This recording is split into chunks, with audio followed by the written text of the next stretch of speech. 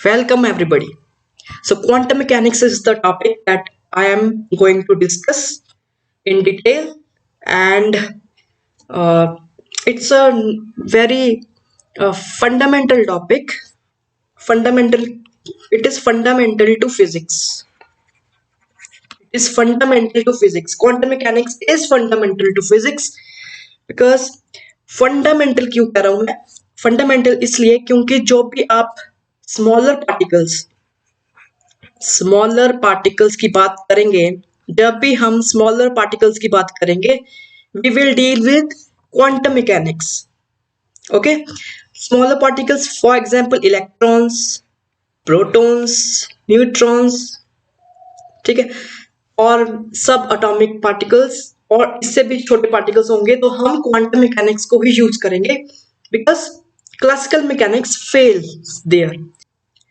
So there is a long history के सबसे पहले जो क्लासिकल मैकेनिक्स के जो लिमिटेशंस थे, for example if you have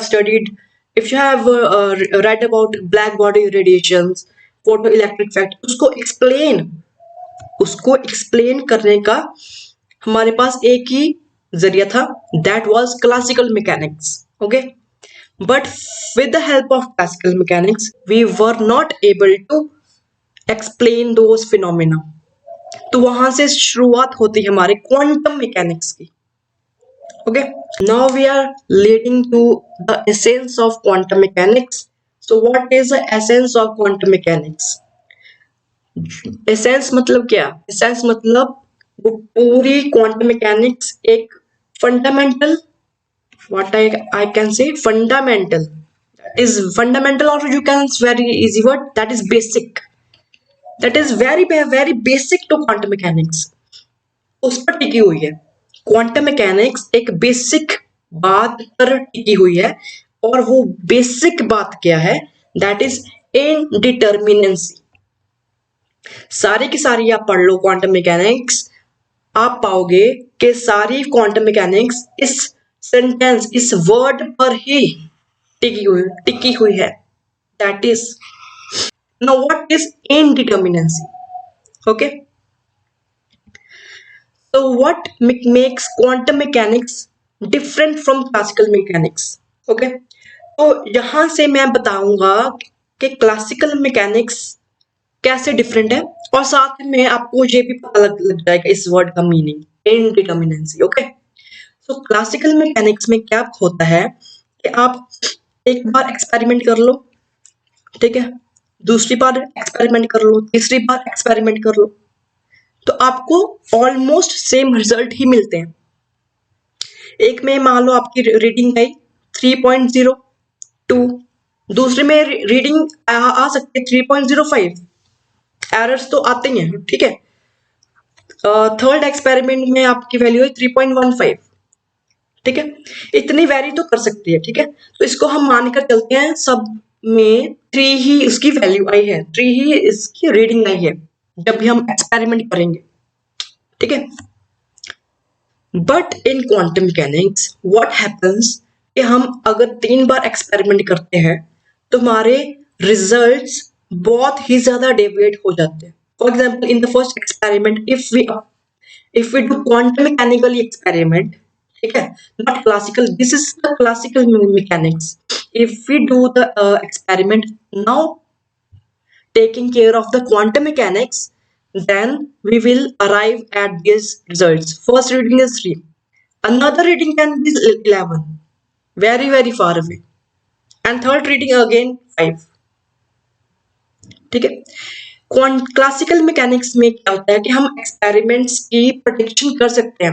we are very sure even before experiment, ठीक है. एक्सपेरिमेंट परफॉर्म करने से ही पहले हम बहुत श्योर हो जाते हैं. वी आर वेरी श्योर कि ये हमारे ऐसे रिजल्ट्स आने चाहिए, और अगर नहीं आते दैट मीन्स कुछ तो गड़बड़ है. ओके, बट क्वांटम मैकेनिक्स में क्या है? We are not sure, we are not sure before the experiment. तो अगर श्योर नहीं है that means we are not sure of the future. We are not sure of future. हम future की जो हम प्रोडिक्शन करते थे with help of classical mechanics, but in quantum mechanics we can't predict future, we can't predict future. तो इससे हमें बहुत धक्का लगता है अगर हम क्वांटम मैकेनिक्स को पढ़ते हैं कि हम फ्यूचर, क्योंकि फिजिक्स जब फिजिक्स में असल में होता क्या है, फिजिक्स में हम एक इनिशियल कंडीशन लेते हैं, इनिशियल कंडीशंस, और उस इनिशियल कंडीशन की मदद से हम final final conditions after some time निकाल लेते हैं। ठीक है, in the way we can predict our future, कि उस बॉल की ट्रेजेक्ट्री अगर हम एक इनिशियल कंडीशन पे निकाल दें, for example time at 0 seconds, अगर निकालेंगे टाइम 0 सेकेंड पे इनिशियल कंडीशन अगर हम लेंगे कि उसकी वेलोसिटी इतनी थी, तो आगे टाइम टी पर उसकी वेलोसिटी कितनी होगी, या स्पीड कितनी होगी, या डिस्टेंस कितना होगा। ठीक है, वो सारा प्रेडिक्ट कर सकते हैं, but in quantum mechanics we can't predict future. Okay, quantum mechanics की जब हम बात करते हैं ना, क्वांटम मैकेनिक्स की, कि ये फ्यूचर प्रेडिक्ट नहीं कर सकता, it is very not due to our lack of uh, what I can say, our lack of understanding. No, it is not that thing I am discussing. What I'm saying is that के nature में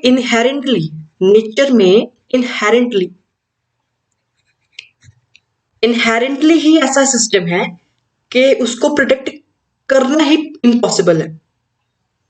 ठीक है, classical mechanics में protect कर सकते थे, but at the state of your microscopic particles, उस world में, उस माइक्रोस्कोपिक वर्ल्ड में ऐसा ही एक ढांचा तैयार हुआ है नेचर में कि उसमें पूरा जो प्रोटेक्शन का जो प्रिंसिपल है, principle of protection, protection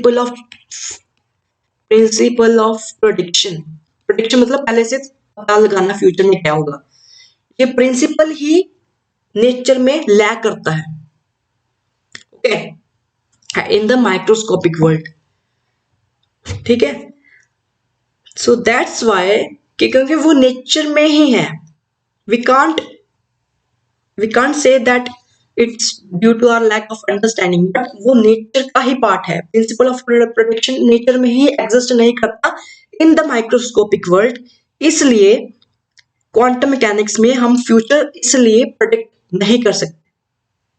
okay, और you can say that it can be due to the lack of the experiment observation, कि एक्सपेरिमेंट में जो टेक्नोलॉजी यूज होगी वही बहुत लिमिटेड हो, तो वो भी क्राइटेरिया गलत है। It's also not due to your lack of technology, ऐसा भी नहीं है।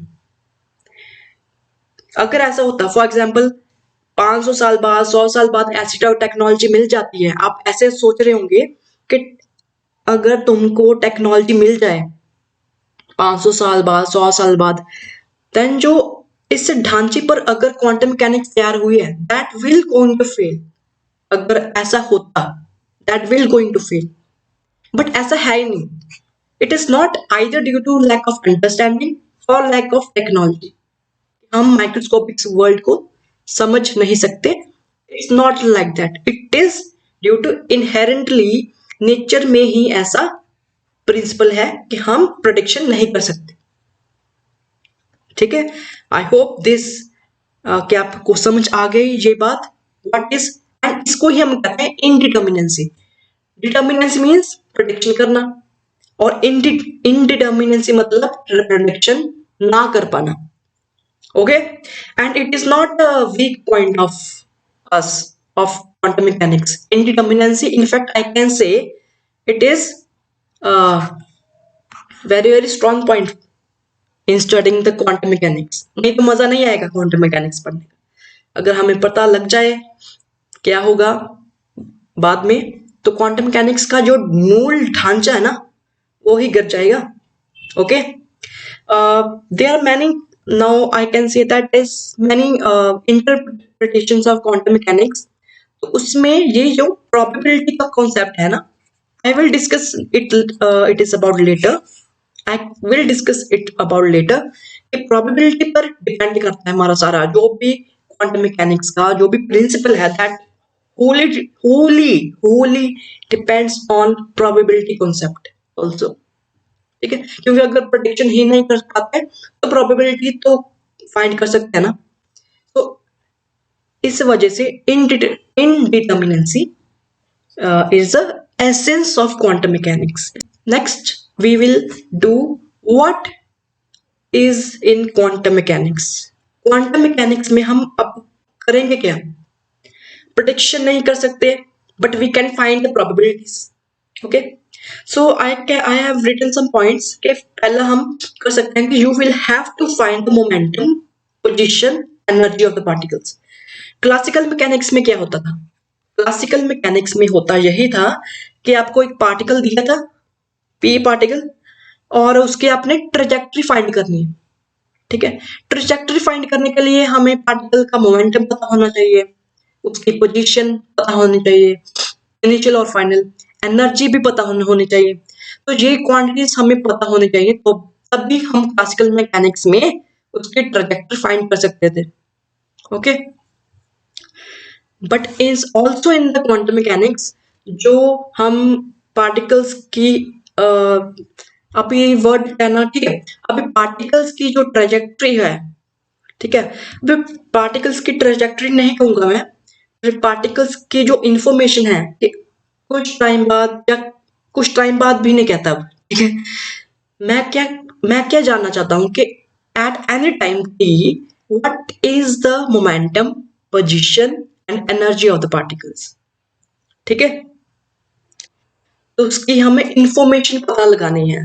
This way will do in quantum mechanics कि what is the information about particle, what is its momentum, what is its position, and what is its energy.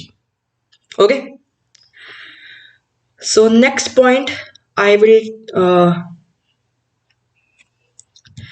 discuss that hence you need an equation to find these quantities. अगर आपने momentum, for example again I will मैं again classical mechanics की या Newtonian mechanics की ही example दूंगा। उसमें हम अगर मोमेंटम निकालना है, ठीक है, पोजीशन निकालनी थी x एंड एनर्जी निकालनी थी E, तो ये सारी शुरुआत कहाँ से शुरू होती है? क्लासिकल मैकेनिक्स की बात करूं तो सारी की सारी शुरुआत होती थी F is equal to ma से। Once we know force, we can find the acceleration, and once we have found our acceleration, we can find our velocity. Velocity पता लग गई तो डिस्प्लेसमेंट पता लग जाएगा। ओके, ये सब कुछ पता लग गया, हम we can find the energies. बस सारी इंफॉर्मेशन हमें इस न्यूटोनियन इक्वेशन से, न्यूटन की इक्वेशन से ही पता लगती है। Okay, even trajectory of the particle we can find out using this equation F is equal to ma. This is the basic of what is the basic, but this is the most important equation of this, or you can say that it is the basic equation in the classical mechanics. Similarly, in the quantum mechanics there should be an equation जिसकी मदद से हम momentum निकाल सकेंगे, position निकाल सकेंगे और energy. Okay, तो वो इक्वेशन आगे जाके आपको पता लगेगी, that is known as Schrodinger equation. Schrodinger equation. So this is the equation, और इसकी form this is like this, which is very complicated at first sight, but it is rather easy. Not easy, okay? It is not easy, okay? इसको solve करेंगे differential. This is a differential equation, right? वैसे इसके भी हमारे पास differential equation होती है, the of the Newtonian equation, Newton formula, that we have f को हम ऐसे लिख सकते हैं, minus gradient of v of x is equal to m d2 x by dt. क्योंकि क्लासिकल मैकेनिक्स में हमारे पास भी ऐसे इक्वेशन है, सो there must be an equation in the quantum mechanics, and that is the our Schrodinger equation. So next thing is, such equation is provided by Schrodinger equation we have discussed. But why and how Schrodinger equation arose?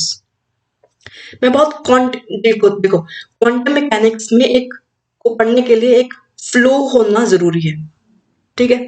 हम ऐसा नहीं कर सकते सीधा मैं आपको पढ़ा दूं ऑपरेटर्स, सीधा पढ़ा दूं लीनियर अलजेब्रा के जो बेसिक हिल्बर्ट स्पेस आ जाता उसमें, वी कांट डू दैट।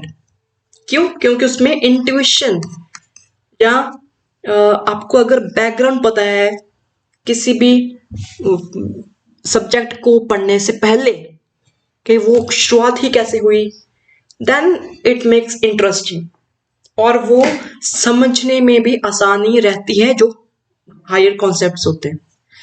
तो इसलिए there must be a flow. तो इसलिए this question is very very important, that how Schrodinger equation arrows.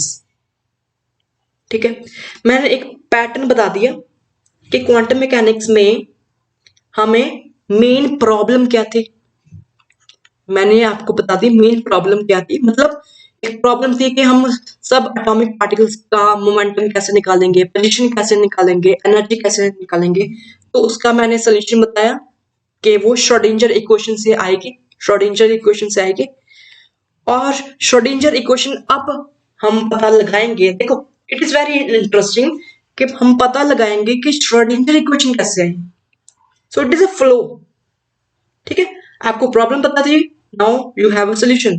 But वो सोल्यूशन कैसे आया, श्रोडिंगर ने को कौन सी ऐसी इंस्पिरेशन आ गई कि उसने एक इक्वेशन बना दी। So this is our now target, that how Schrodinger have came up with Schrodinger equation.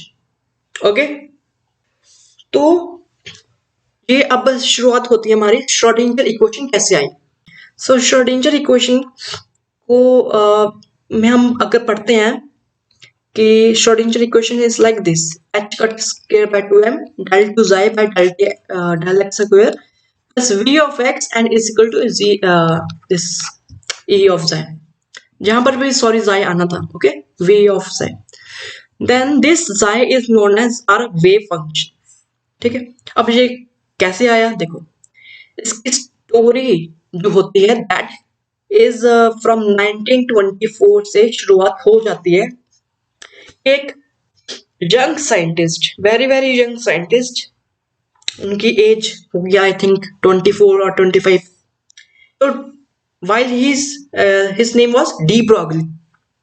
Okay, Schrodinger ने रिसर्च पेपर पढ़ा होगा डी ब्रॉगली का, जिसमें उन्होंने ये बात की होगी वेव पार्टिकल डुअलिटी की।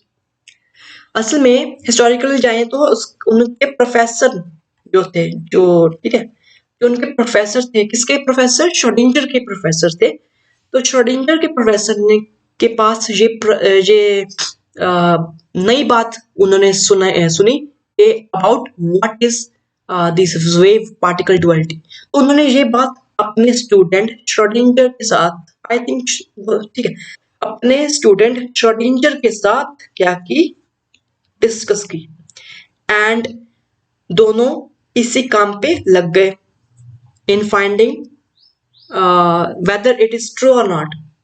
ठीक है, मान तो वो गए थे कि दिस कैन हैपन कि पार्टिकल की जो वेव पार्टिकल डुअलिटी है वो एग्जिस्ट कर सकती है। उसके पीछे भी एक बहुत बड़ा रीजन था कि वो कैसे मान गए कि वेव पार्टिकल डुअलिटी एग्जिस्ट करती है। ठीक है, now Schrodinger was very very optimistic about this wave particle duality. So he want to come up with the equation that can describe the particles. Okay, तो यहां से खुद सोचो, एक आपको पार्टिकल है, आपके पास एक पार्टिकल है, अगर आप सोचते हो कि उसके साथ एक एसोसिएटेड वेव है, मैटर वेव है, then it is obvious for the Schrodinger कि उन्होंने एक वेव इक्वेशन सोची होगी। It is a very very important point. तो श्रोडिंगर ने इस पर काम करना शुरू कर दिया और ही wants an equation that describe the wave aspect of the material particles. That was his inspiration, which has came up from de Broglie. Okay, that can describe the particles information. We can tell what is the information about that particle. तो उन्होंने क्या सोचा कि एक wave अगर associated है ही उसके साथ, then there must be a wave equation. There must be an wave equation. और वो वेव इक्वेशन का एक जो फंक्शन है, उस वेव इक्वेशन में जो फंक्शन होगा, दैट इज ज़ाइड, and he named its wave function. Wave function. So we now end up with this lecture.